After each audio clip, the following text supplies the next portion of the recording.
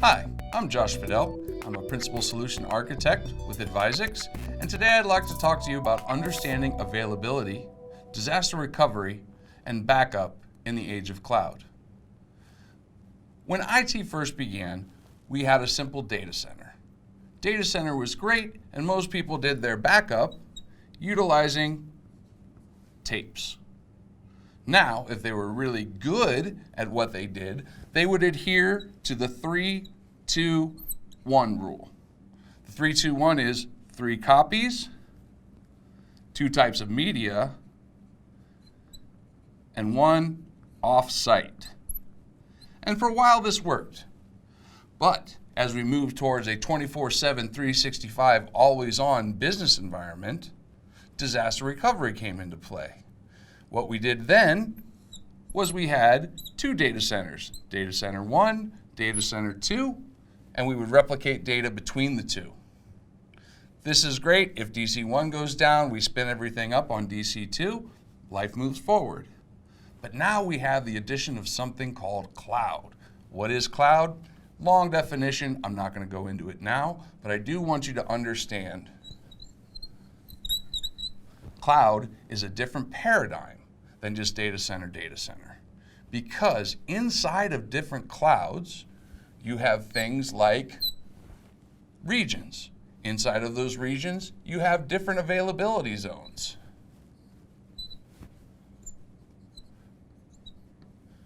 Availability zone, different region, availability zone, different region, and so on and so forth.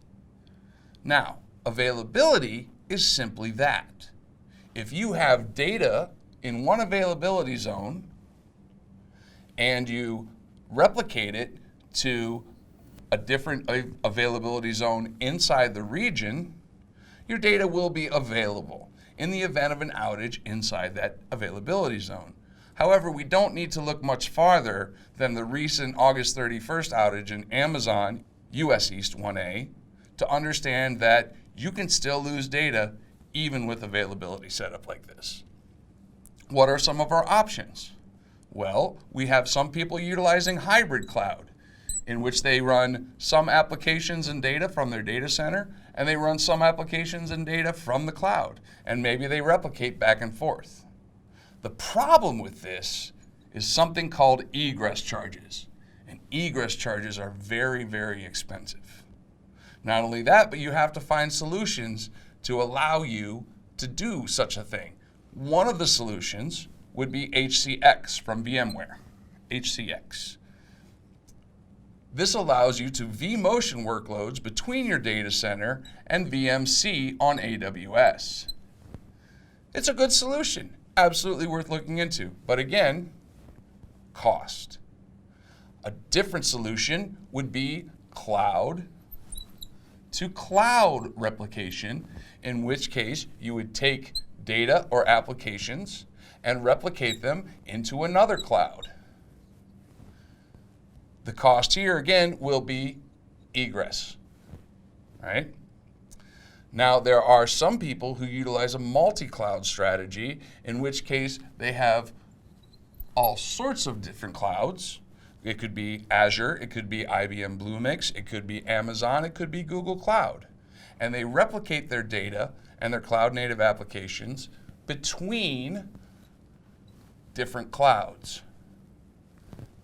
Again, the cost here is going to be egress charges as your data leaves one cloud. You won't really incur ingress charges because that's the model, but you will incur charges when you move your data or applications out of a cloud.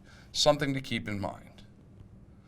Ultimately, what we find most of our customers doing is a combination of all things. Not only are they using multi-cloud, but they're also using hybrid cloud. How are they doing this? Come to Advizex and we can help you understand how your organization can take benefits from this.